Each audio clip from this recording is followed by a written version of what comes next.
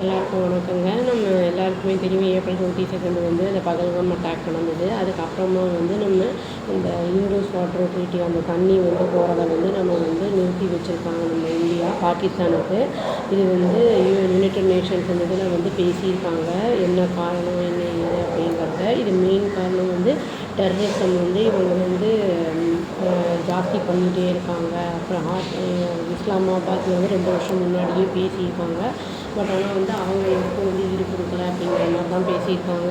1950s வந்து இந்த போட்ட அக்ரிமெண்ட் வந்து குட் ஃபெய்த்தில் தான் போட்டிருக்காங்க அப்படின்னு சொல்லியிருக்காங்க. 65 இயர்ஸில் வந்து தான் ஃபஸ்ட்டு தடவை பண்ணி வந்து சஸ்பென்ஷன் அப்படிங்கிறது பண்ணியிருக்காங்க.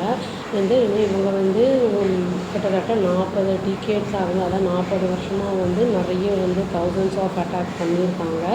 இதில் வந்து நிறைய பேர் 20,000க்கும் மேலே வந்து இறந்துருக்காங்க. இப்போ ரீசெண்டாக நடந்தது தான் இந்த ஏப்ரல் 22 நடந்தது.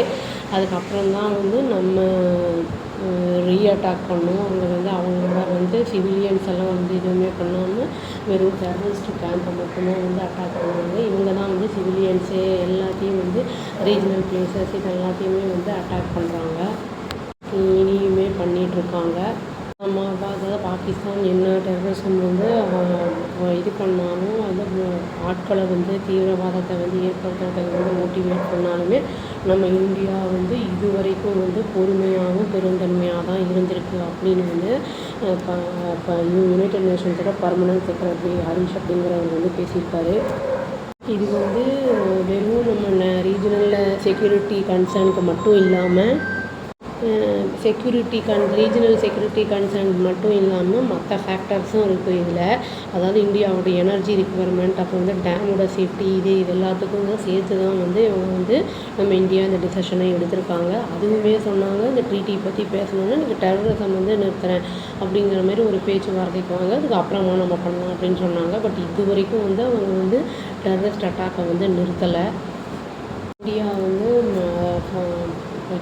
இதாக சொல்லிட்டாங்க, ஸ்ட்ரிக்டாக சொல்லியிருக்காங்க. இது மாதிரி டெரரிசம் வந்து நிறுத்துற வரைக்கும் நாங்கள் தண்ணியை வந்து ஓப்பன் பண்ணி விட மாட்டோம், அதில் எந்த ஒரு சேஞ்சஸும் கிடையாது அப்படிங்கிற மாதிரி பேசியிருக்காங்க.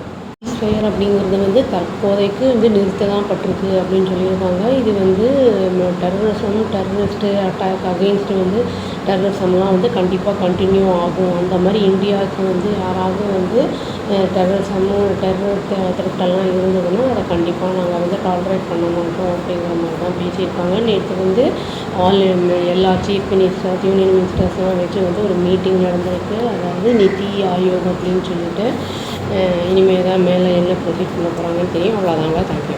Please do like, share and subscribe our channel and click the all option and tap the bell icon. Thank you.